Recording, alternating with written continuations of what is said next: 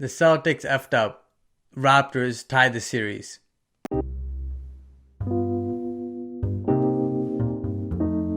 The Raptors win 193 against the Boston Celtics in Game 4.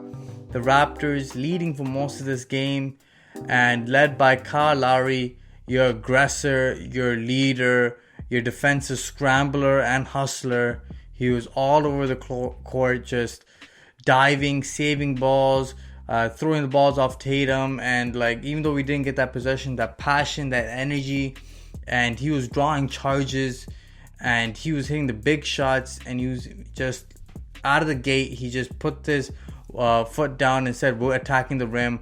He got to the line like crazy in the first quarter, dropped 14 points, I believe, in the first quarter.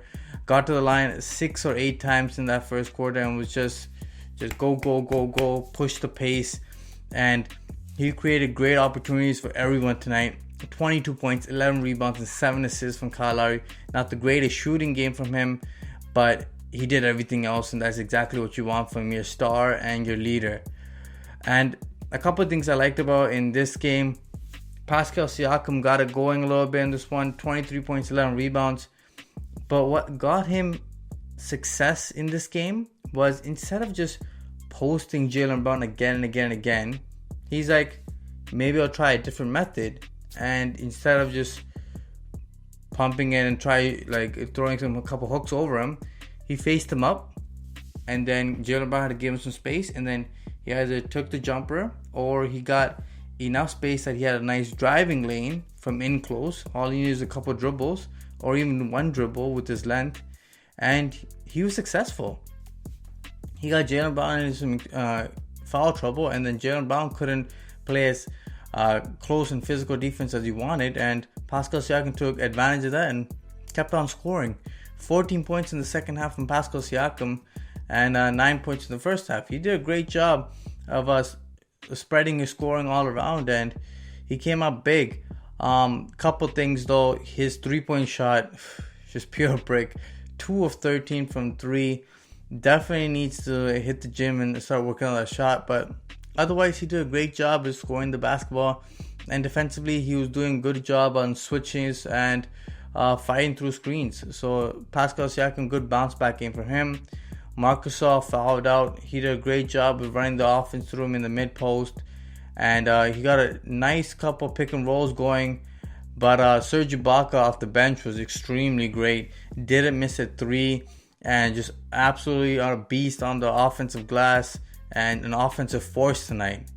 Other guys I got to shout out: Van Vliet, great shooting night from him. OG solid. Norm Powell didn't have the greatest game, but everybody else did a pretty good job tonight as the Raptors closed out the Celtics in Game 4. And the Celtics made a huge push near the end, but the Raptors held on with their defense. The defense was key in this one. Even though the Raptors' offense was leaking oil at times, the defense kept the Raptors still afloat and with the lead. And you know what? After a while, the offense just clicks, and the Raptors just took it away in that second half. One other thing I saw Nick Nurse do was Nick Nurse threw in a bunch of different defenses. First off, he was blitzing and trapping Jason Tatum when he was trying to do a pick and roll with our centers. When it was Marc Gasol, when it was Ibaka, we had him drop instead. So the Raptors are mixing it up with their defensive coverages and how they want to play things. And that's really keeping the Boston Celtics at bay. The Celtics are doing the same thing with Brad Stevens, and the Raptors have to adjust as well. So the Raptors were trapping the pick and roll on Tatum, but they also were sending a secondary double as well every time we got into the post. And then other things the Raptors were doing, we were running triangle zones. We were doing 2-1-2 zones where we had OG either just flashing in and out of the paint and was just standing right in the middle of it. We also did a box and one on this one. The zone was really helping the Raptors disrupt the Celtics offense. And you know what? The Celtics have been scoring that many points when the Raptors are playing the zone. And the Raptors are just mixing it up and it's causing some disruption there. Other things the Raptors are doing is the Celtics are trying to get the Raptors to pick and roll and defend with our centers. But the Raptors are sending Pascal Siakam or OG Anunoby, whoever is setting the screen, just pre-switch along with that. And the Raptors are doing a great job of just, matching up and preventing those huge mismatches when the Celtics can exploit. And the other end, the Raptors are making sure that Kemba Walker is the primary target for all the pick and rolls. The Raptors want Kemba Walker to be the one that is the defender, the guy that's screening, whether it's VanVleet or Kyle Lowry. The Raptors have always put Pascal Siakam with the ball and then VanVleet screening, and it's really been effective because the Raptors have been going downhill with Pascal Siakam or throwing it into him in the post, and he's got some and ones, or he's drawn the double. He's getting some close high percentage looks.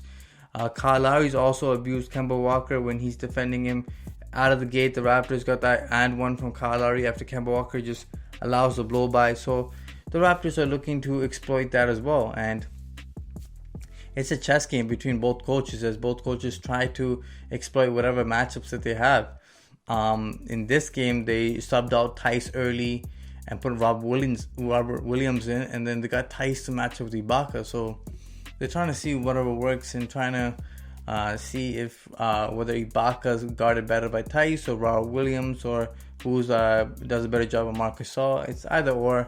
Both coaches are trying to mix it up and trying to see which is more effective for their respective teams. Some other things that I noticed in this game is that the Raptors got way more shot attempts in this game. The Raptors limited their turnovers, so they won the turnover battle as well.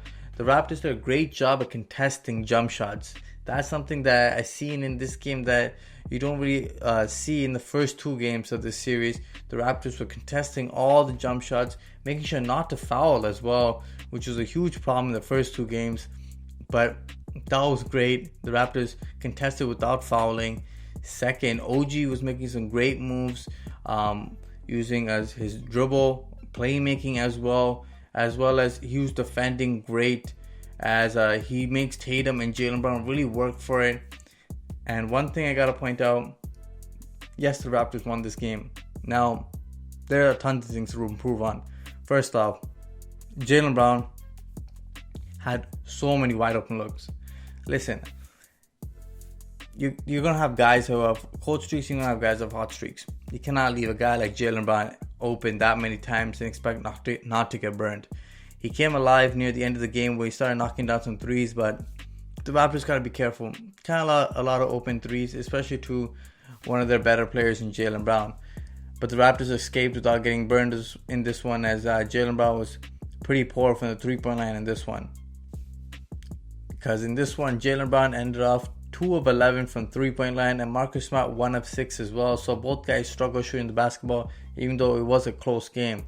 The Raptors got to be careful of just making sure that they communicate on their defensive switches and the transition defense, which was poor at times, allowing some easy baskets and wide open shots in the soft spots of the zone. So the Raptors got to communicate and make sure that everybody's covered and everybody knows their role properly.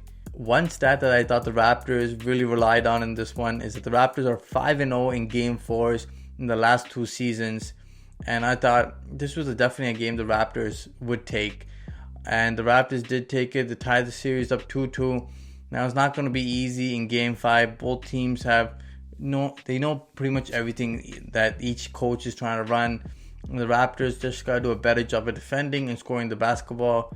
Going forward, I want to see Pascal Siakam facing up more, trying to use his speed and his quickness, and maybe a couple spin moves to get to the rim as fast as possible. Lowry's got to keep that aggressiveness and that great leadership, and just his defense everywhere has just been great.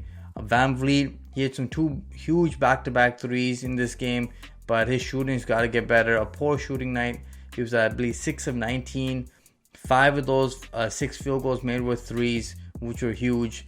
But as a team, the Raptors got to shoot the ball much better. It's going to be a little struggle with that defensive team that the Celtics play, but the Raptors can get it done. One thing I did notice is the Celtics tried going without a center at times to, make it like a everybody can switch kind of environment when they had Grant Williams or Tatum playing the 5 spot, which is weird to see, but the Raptors can't afford to do that because Ibaka and Marcus Gasol are just so effective and great for our team that Ibaka or Marcus Gasol has got to take advantage when those matches, when those lineups occur. So the Raptors gotta focus in on that, because that could be something that the Celtics try implementing in the next game. But otherwise, the Raptors do a great job. Great W. The hustle, the grit, and the tough defensive-minded Raptors grind out another one. Heart of a champion. Guys got to keep it rolling. Game 5 is on Monday, and it's going to be a tough one. Guys, make sure you guys like, share, and subscribe to the Raptors Wrap Up. Smash the like button, guys. Until next time.